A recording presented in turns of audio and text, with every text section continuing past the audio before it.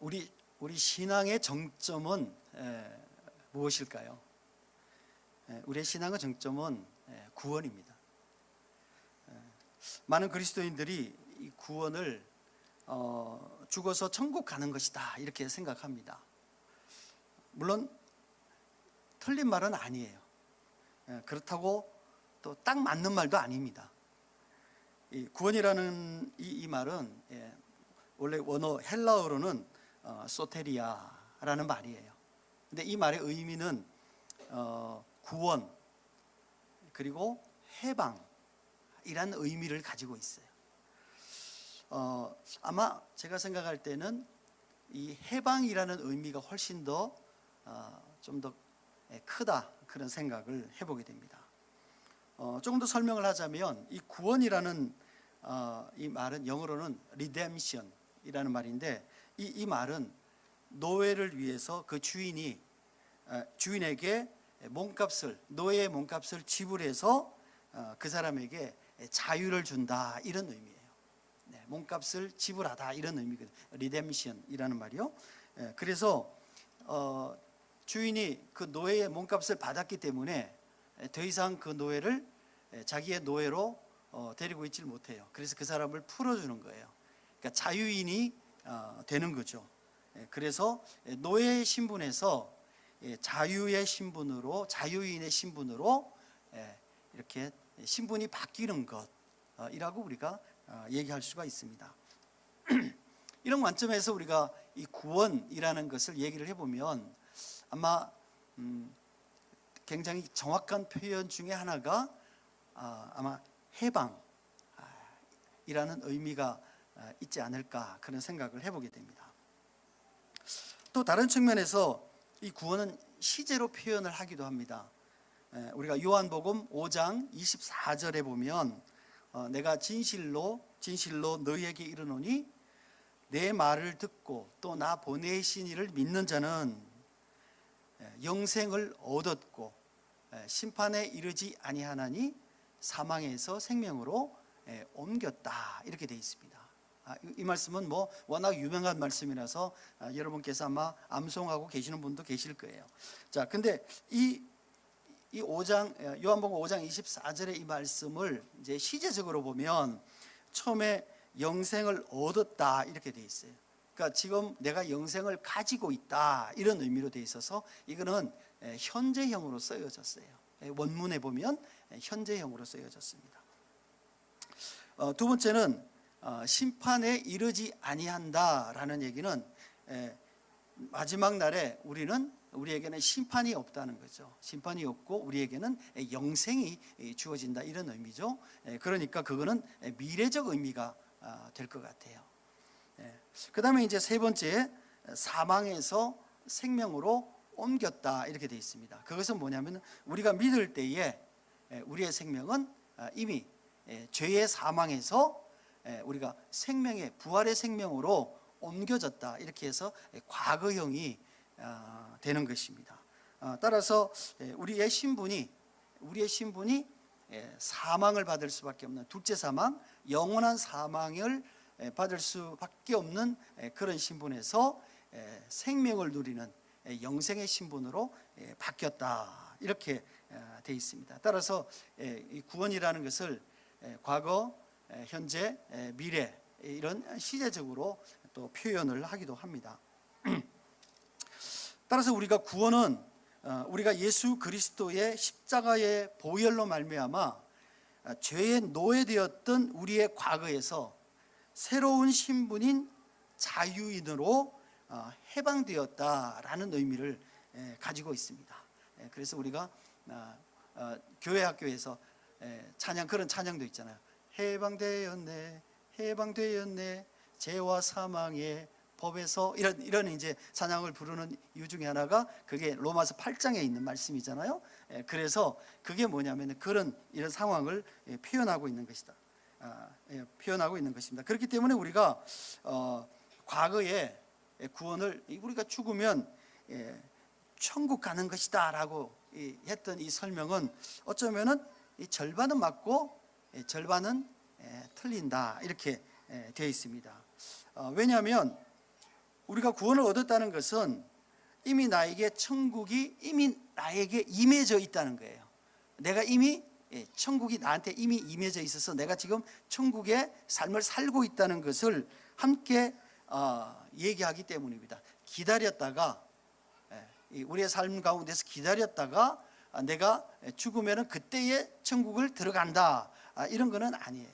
물론 그때 천국이 들어가는 것은 확실합니다. 그러나 이미 우리가 천국의 삶을 살고 있다는 것이죠. 사실 이게 구원이라는 것을 설명하는 것은 굉장히 어렵습니다. 이 말고도 많은 의미들을 가지고 있어요. 그래서 신학교에서 구원론 그래가지고 그 책 한 권을 한 학기 동안 배웁니다. 구원에 관해서만.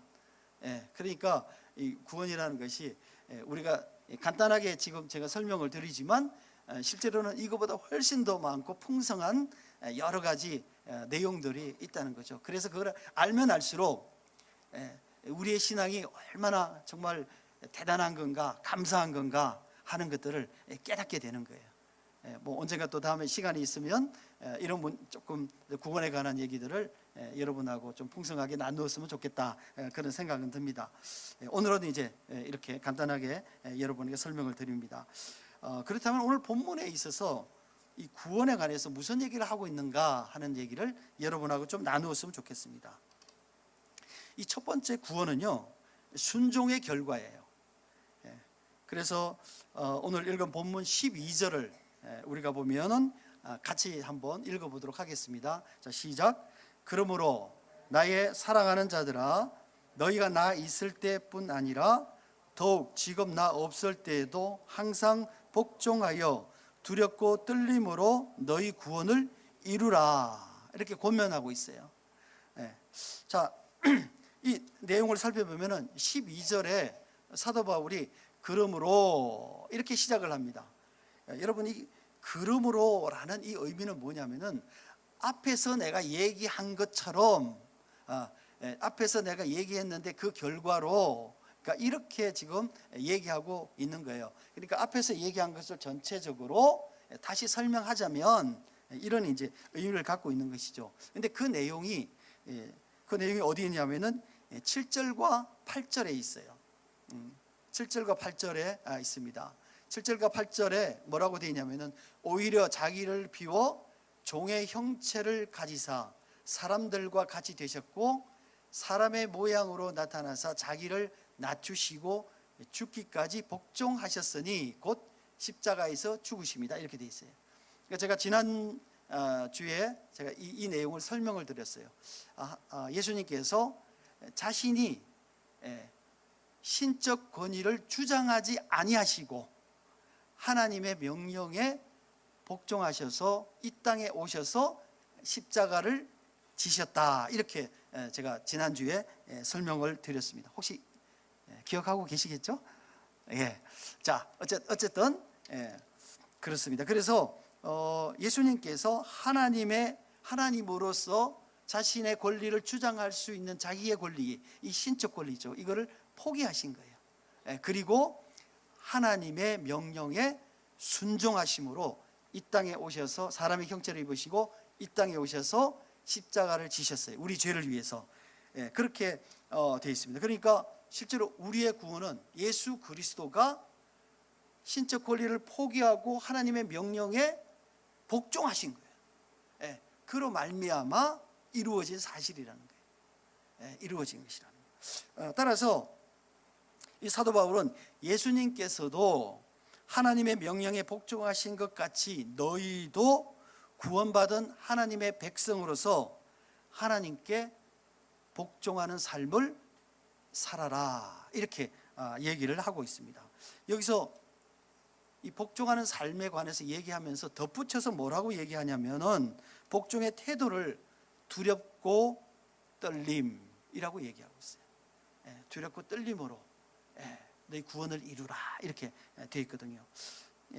여러분, 우리가 두렵고 떨리다 이렇게 생각하면 어떻습니까? 상당히 무서운 상태, 뭔가 정말 눈도 깜빡할 수 없고 몸도 움직일 수 없는 사람 앞에서 우리가 서 있을 때에 사실 굉장히 우리 마음 가운데 그런 두렵고 떨리는 마음이 있죠. 그래서 이 겁이 나서 취하는 태도가 아니에요.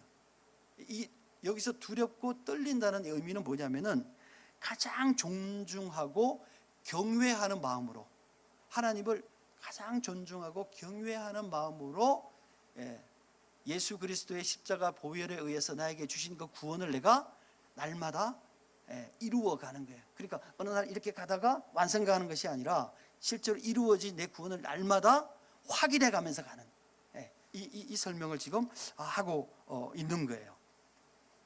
따라서 이는 매 순간 내가 하나님의 백성으로서의 삶을 온전하게 살고 있는가 하는 것을 돌아보는 코람데요. 내가 하나님 앞에서 내 삶을 살고 있는가, 이런 거예요. 그러니까 이런 우리의 태도를 설명하고 있는 것이에요. 따라서 이 코람데오의 마음, 이 두렵고 떨림이라는 이 태도가 내가 날마다 구원받은 하나님의 백성으로서의 삶의 태도를 나타내고 있는 거예요. 이에 대해서 신학자들은요, 두 가지 의견으로 조금 이렇게 나누어지고 있어요. 그래서 어떨 때는 이게 조금 심각한 내용이기도 하지만 어떨 때는 우리가 구원에 관해서 한 번 더 우리의 마음가짐과 우리의 태도를 한번 생각해 볼 수 있는 내용이라는 것을 여러분에게 먼저 말씀을 드리면서 이 두 가지 내용을 소개합니다. 어떤 신학자들은요, 우리가 어떤 형태로든지 간에 우리의 인생에서 한 번 예수 그리스도를 나의 구주와 주로 고백했으면 내가 어떤 삶을 살더라도 우리의 구원은 전적으로 하나님께서 이루어 주신다라는 얘기를 해요. 이것을 신학적으로 용어로는 뭐라 그러냐면은 구원의 견인이라고 합니다. 견인이라는 말은 뭐예요? 땡겨서 이렇게 끌고 간다, 이런 얘기죠. 우리의 고백을 하나님께서 기억하시고 우리의 구원을 이렇게 끌고 가셔서 최종에 우리가 정말 구원을 온전하게 이룰 때까지 하나님께서, 성령님께서 그거를 이루어 가신다, 이렇게 돼 있어요. 따라서 우리가 한국에서 대부분이, 우리 믿는 사람들은 대부분의 이 의견에 동의를 해요. 그리고 우리가 구원받은 사람이다, 이렇게 얘기를 합니다. 그런데 또 다른 주장도 있어요. 그것은 뭐냐면은 꼭 이거하고 다르거나 아니지만 살짝 관점이 조금 다릅니다. 그것은 뭐냐면은, 다른 의견은 내 안에 내가 예수 그리스도를 정말로 나의 삶의 구주와 주로 고백을 했다면 내 안에 누가 있어요? 성령께서 계시는 거죠. 이 성령께서 나의 삶을 주관하시기 때문에 우리는 절대로 내 마음대로 살 수 없다는 거예요. 내 마음대로 살 수 없다는 거예요. 왜냐하면 내 안에 성령이 계시기 때문에. 그래서 성령의 주장대로 우리가 살아간다는 거예요. 그래서 만약에 그렇지 않는 사람들은 뭐냐면은 그 사람 마음속에 성령이 존재하지 않는다는 거죠. 따라서 우리가 산다는 것은 내 마음대로 사는, 내가 한번 고백했다고 해서 그것이 정말 진정한 고백이냐? 진정한 고백을 한 사람은 내 삶을 성령이 견인하시기 때문에 우리가 마음대로 살 수 없고 정말 하나님의 뜻에 따라서, 물론 실패할 수는 있어요. 그러나 하나님의 뜻에 따라서 살려고 그렇게 노력하면서 순종하려고 한다는 거예요. 약간 비슷한 것 같으면서도 살짝 다르죠, 그죠? 그래서 한번 여러분이 나는 어떻게 생각하고 있는가 생각할 필요가 있습니다. 왜냐하면 그래야 내가 정말 하나님의 진정한 백성인가, 나는 정말 예수 그리스도를 나의 삶의 구주로 내가 날마다 고백하면서 살아가는가 하는 것을 확인할 수가 있기 때문이에요. 따라서 이 본문에서 사도 바울이 항상 복종하여 두렵고 떨림으로 너희 구원을 이루라 라고 권면한 내용이 어떤 의미인가를 우리가 한번 생각해 볼 필요가 있는 것이죠. 여기서 복종이라는 말의 의미는 뭐냐면 회파쿠라는 그런 단어인데 아래에 있다는 거예요. 지배 아래에 있다는 거예요. 그러니까 따라서 우리가 지배 아래, 어떤 지배 아래냐면 예수 그리스도의 권위의 아래에 있다. 이런 것을 얘기를 하고 있어요. 그 말은 예수 그리스도가 우리의 삶의 주인으로서의, 우리가 그 주인으로서 그의 말씀에 복종하면서 살아간다, 이런 이제 의미를 가지고 있는 겁니다. 따라서 우리가 날마다 우리의 삶이 그리스도의 말씀에 순종하면서 살아가는 모습을 지금 이렇게 설명하고 있다 하는 것을 생각해 볼 필요가 있는 것입니다. 두 번째는 구원은요, 빛된 삶을 살아가는 거예요. 빛된 삶을 살아가는 겁니다. 자, 우리가 14절부터 16절까지 같이 한번 저희가 읽어보도록 하겠습니다. 14절부터 시작. 모든 일을 원망과 시비가 없이 하라. 이는 너희가 흠이 없고 순전하여 어그러지고 그스르는 세대 가운데서 하나님의 흠 없는 자녀로 세상에서 그들 가운데 빛들로 나타내며 생명의 말씀을 밝혀 나의 다름질이 헛되지 아니하고 수고도 헛되지 아니하므로 그리스도의 날에 내가 자랑할 것이 있게 하려 함이라, 이렇게 되어 있어요. 구원받은 그리스도인들의 삶이 이 세상에서 구별된 삶을 살기를 사도 바울은 교훈하고 있어요. 이 말의 의미는 그리스도인들이 이 세상에서 착하고 성실하게 살아가는 것만을 의미하고 있지는 않아요. 많은 사람들이, 그리스도인들이 착하고 참 성실하게 살아가는 삶에 대해서 많이 얘기합니다. 그러나 물론 그 말이 포함되어져 있기는 하지만 꼭 그렇지만은 않다는 거예요. 왜냐하면 성도들의 삶은요, 이 세상의 원리와 대척되는 삶을 살아가기 때문이에요. 세상의 원리와 대척되는 삶을 살아가기 때문이에요. 그런 의미에서 빛된 삶을 산다는 것은 어떤 의미냐면, 첫 번째 뭐라고 그러냐면은 원망과 시비가 없는 삶의 태도라고 얘기하고 있어요. 원망과 시비가 없는 삶의 태도. 공동체에서 이 원망과 시비가 많으면은 참 공동체가 어렵습니다. 자, 그런데 원망과 시비라는 것은 어떤 의미냐면은 세상 사람들이 살아가는 삶의 표본이에요. 원망과 시비라는 것은 왜 원망과 시비가 일어날까요? 그것은 뭐냐면은 서로 경쟁하고 이기기 위해서 자기 주장을 포기하지 않기 때문이에요. 경쟁하고 이기기 위해서 자기 주장을 포기하지 않으니까 내가 다른 사람을 이겨야 돼요. 다른 사람보다 위에 서야 돼요. 그러니까 끊임없이 시비가 일어나는 거예요. 끊임없이 원망이 생기는 거예요. 내 주장대로 되지 않으면 뭐라고 그러냐면은 이 제도가 잘못됐어. 누구 때문인 거야 라고 제도나 사람들을 원망합니다.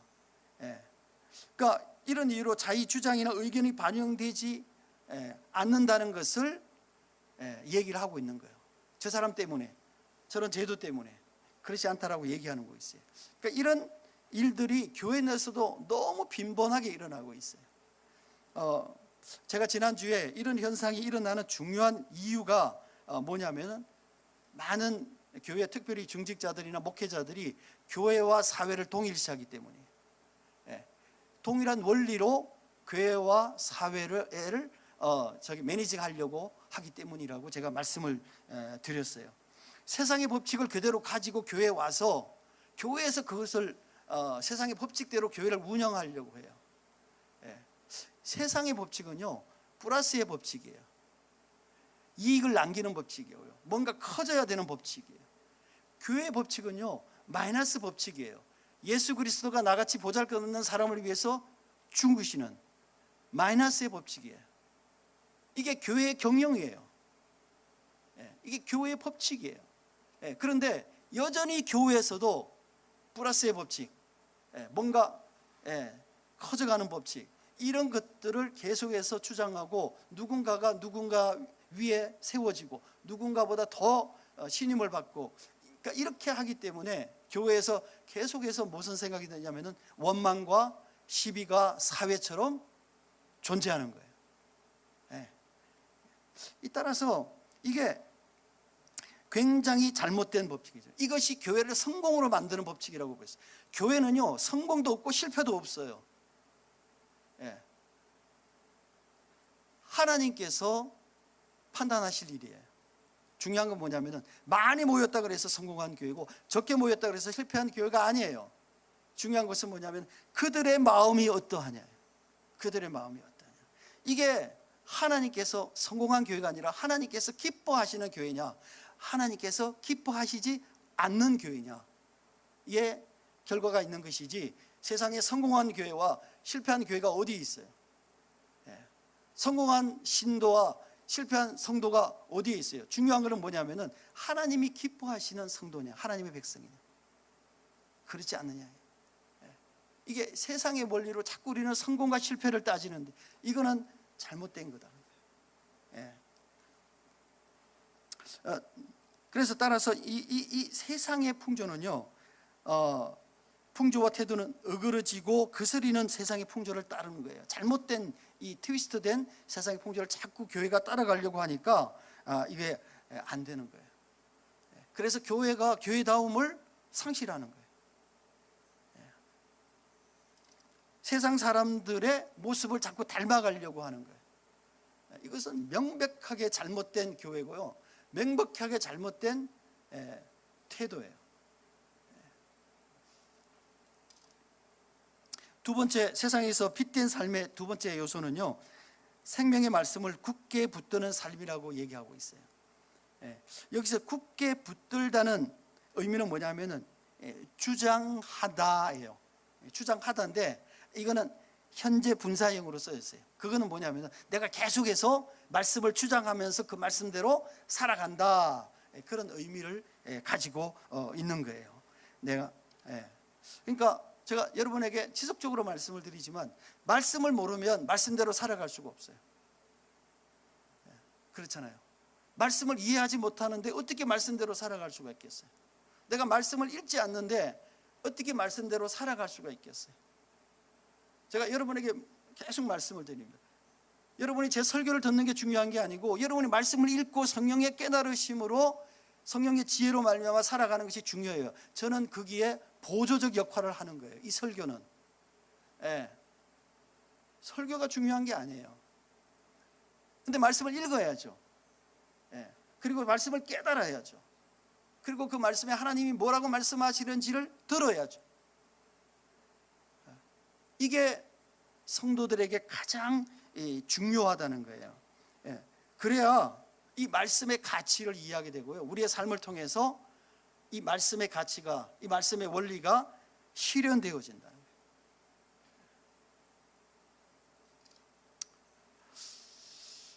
이 교회가 참 어려운 것이죠. 한국 교회뿐만 아니라 많은 교회들이 참 어려운 것이 뭐냐면은 이 교회에서 좋은 본을 보기가 어려운 거예요. 교회에서 좋은 본을 보기가 어려운 거예요. 그래서 젊은이들이 떠나는 거예요. 젊은이들이 떠나는 거예요. 첫 번째는 젊은이들이 이렇게 얘기를 해요. 첫 번째는 뭐냐면은 커뮤니케이션이 안 된다는 거예요. 이 윗세대와 커뮤니케이션이 안 된다는 거예요. 물론 단절이에요. 단절이.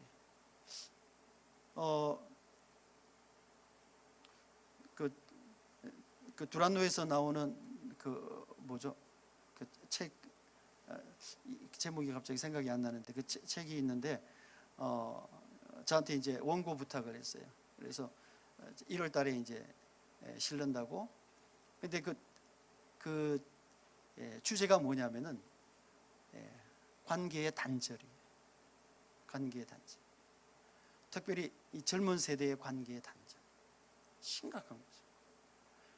그런데 교회에서도 그런 단절이 일어나는 이유가 뭐냐면 커뮤니케이션이 안 일어나는 거죠. 그러니까 커뮤니케이션이 안 일어나는 중요한 이유는 뭐겠어요? 서로 다른 원리를 가지고 사니까. 세대만이 아니에요. 나이 차이가 크다 그래서 어떤 사람은 나이가 조금 들고 어떤 사람은 나이가 젊다 그래서 커뮤니케이션이 안 일어나는 거, 그거 전혀 아니에요. 전혀 아니에요. 생각이 다르기 때문에. 이 첫 번째. 두 번째, 교회에서 이게 어려운 또 하나 이유는 뭐냐면은 젊은 사람들이 이렇게 해요. 배울 어른이 없다고 그래요. 배울 어른이 없다. 여러분 교회도요, 성공한 이 성도들이 얼마나 많아요. 우리가 생각할 때는 충분히 배울 수 있다고 생각하죠. 근데 이 교회에서 젊은 사람들이 우리의 자녀들이 우리에게 원하는 거 뭐냐면은 그가 사회적으로 성공하지 않았던 그들이 하나님의 말씀을 따라서 충성스럽게 살아가는 사람을 보기를 원하는 거예요. 보기를 원하는 거예요. 근데 그런 사람이 없다는 거예요. 그런 사람이 없다는 거예요. 그러니까 그 얘기는 결국은 뭐예요? 이 성도로서 이 빛된 삶을 살아가는 사람이 없는 거예요. 그러니까 부모된 저희 세대 입장에서 볼 때는 이보다 더 정말 이 교회의 하나님 앞에서 죄스러운 생각이 없는 거예요. 여러분 생각해 보세요. 내가 열심히 살아왔는데 나의 자녀들이 나를 보고 배울 게 없다고 얘기하면은 여러분 저는 어떻게 되는 거예요? 제 삶이 부정되는 거잖아요.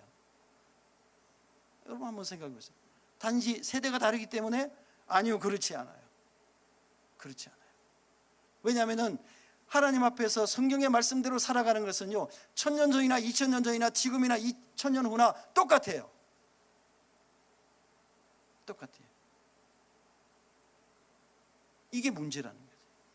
이게 문제.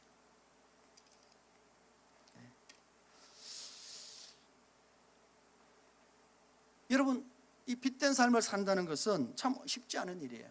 환경적으로도 쉽지 않은 일이고 어려운 일이에요. 우리의 믿음의 선배들은 참 어려운 상황 가운데서도 이런 삶을 살려고 많이 노력했어요. 그들은 사람에 대해서 사람에게 칭찬받으려고 살지 않았어요. 중요한 건 뭐냐면 성경의 원리대로 살았어요. 그랬더니 사람들이 칭찬했어요. 그리고 도대체 저 사람들이 저렇게 살아가는 삶의 원리가 뭐냐? 라고 궁금해했어요. 궁금해했어요. 여러분 저를 포함해서 여러분 우리가 내가 살아가는 삶을 여러분 주변에 있는 사람들이 궁금해하는 사람들이 얼마나 있을까요? 그렇잖아요. 내가 궁금해야 그 사람 따라가지 않겠어요? 그 사람에 대해서 관심을 갖고 있지 않겠어요? 단지 그 사람이 돈을 많이 벌었다, 높은 직책에 있다, 여러분 그게 저 사람의 삶을 궁금해. 물론 그럴 수도 있겠죠. 그러나 궁극적으로 그 사람에 대해서 관심이 있다, 그 사람에 대해서 참 저 사람의 삶이 궁금하다라는 것은 돈을 얼마나 많이 벌었냐, 물론 그것도 있지만 더 중요한 것은 뭐냐면 저 사람의 삶의 가치가 어떠냐, 저렇게 살아가는 가치가 어떠냐. 내 같으면 저렇게 못 살 것 같은데.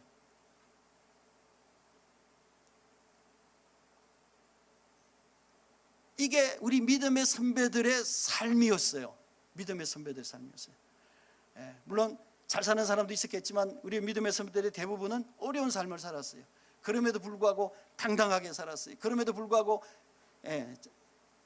자신이 하나님의 삶의 원리를 따라서 살아갔던 거예요. 여러분 우리가 요새 이렇게 얘기를 해요. 사람들이 교회에 오지 않는다. 저도 느끼는 거죠. 우리가 토요일마다 전도하면서 느끼잖아요.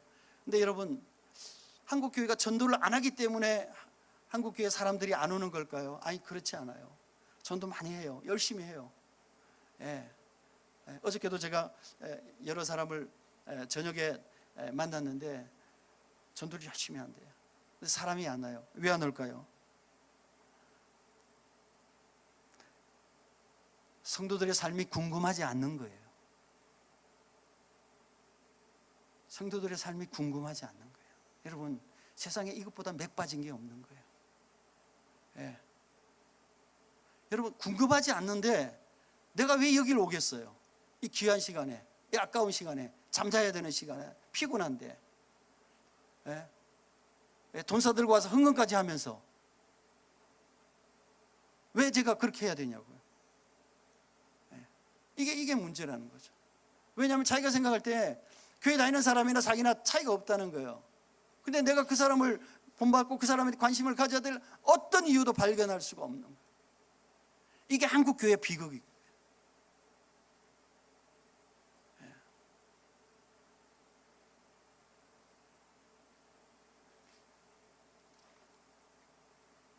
따라서 아무리 전도를 열심히 해도 믿지 않는 사람들이 우리의 삶에 관심을 갖고 있지 않는다면, 궁금하지 않다면 여러분 교회는 부흥하기 어렵습니다. 결론적으로. 세 번째 구원은요, 희생이 기쁨이 되는 삶이에요. 희생이 기쁨이 되는 삶이에요. 17절 18절 우리가 같이 한번 저희가 읽어보도록 하겠습니다. 17절 18절 시작.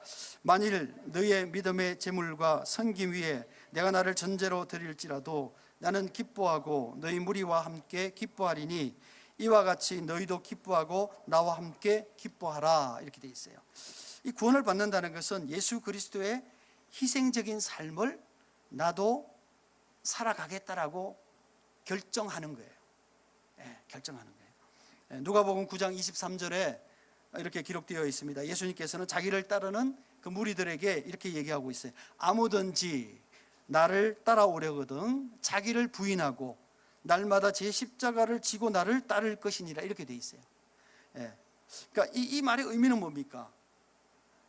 나를 부인하고, 이 말은 뭐냐면 내 삶의 방법을 포기하고, 내 삶의 방법을 포기하고 예수 그리스도의 삶의 방법을 내가 선택해서 내가 그 방법대로 살아가기를 내가 결정하는 거예요.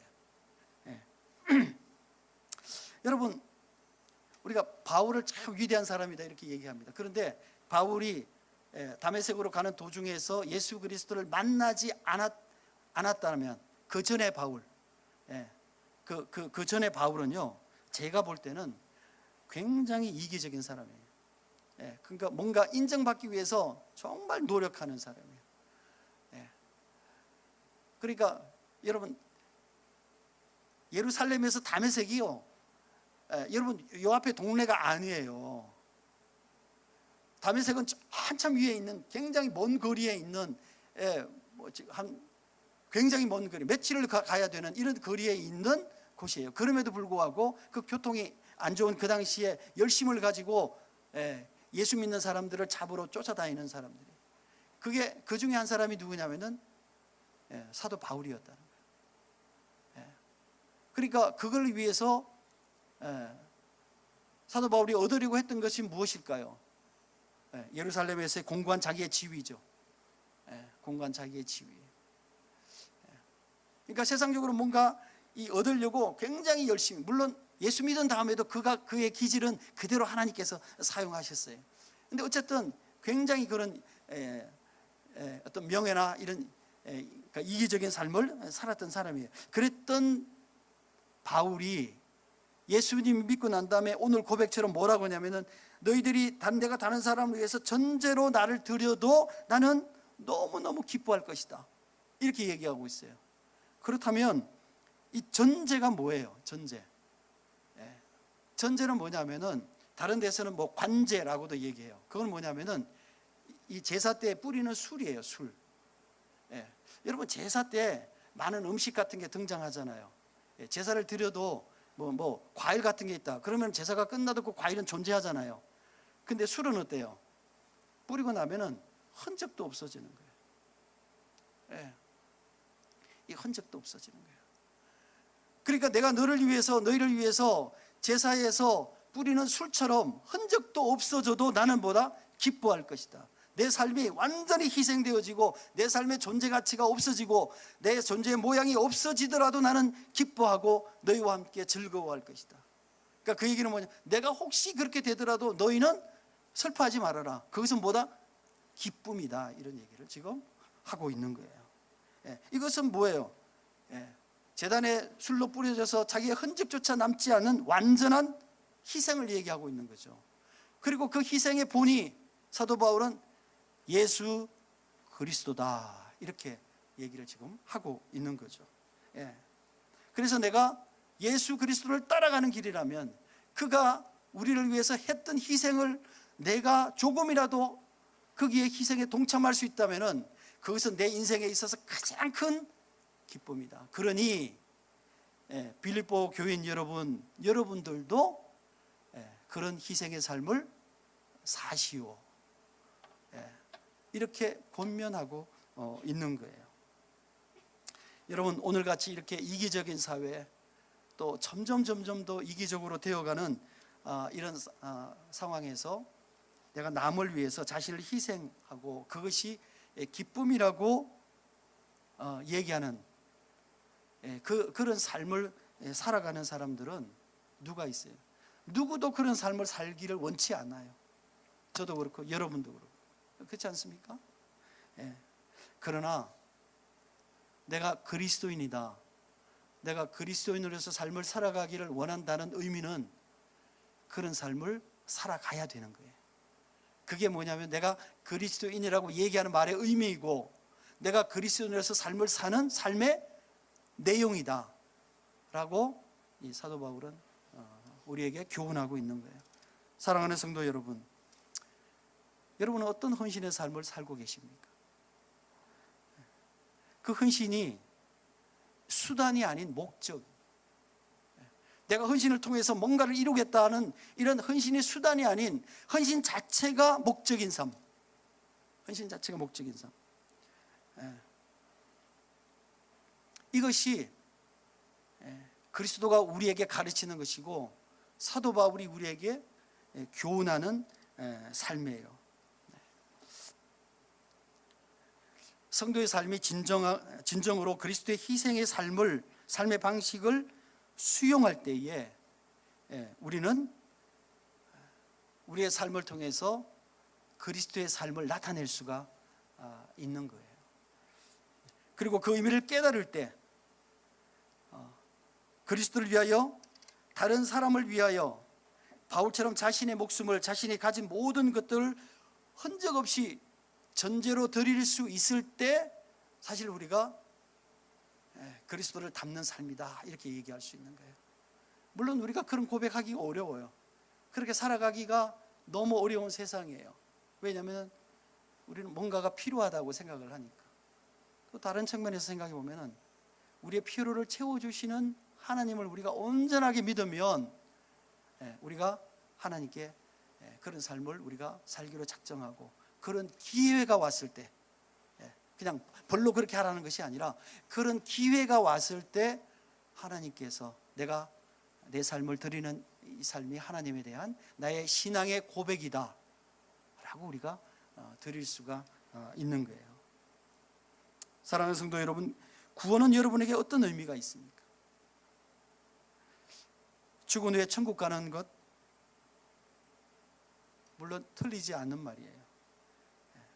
그러나 우리가 구원받은 성도로서의 삶이라는 것은 예수 그리스도의 순종과 희생의 삶을 본받는 거예요. 그리고 그렇게 살기로 작정했기 때문에 그렇게 살아가려고 노력하는 거예요. 물론 실패하고 어려움을 겪고 그것 때문에 갈등하고 어떻게 해야 될지 내가 모르는 그런 순간들이 많이 있어요. 그럼에도 불구하고 내 삶의 시선이, 내 삶의 목적이, 내 삶의 방향이 그렇게 되어져야 된다는 거예요. 바라기는 또 저와 여러분이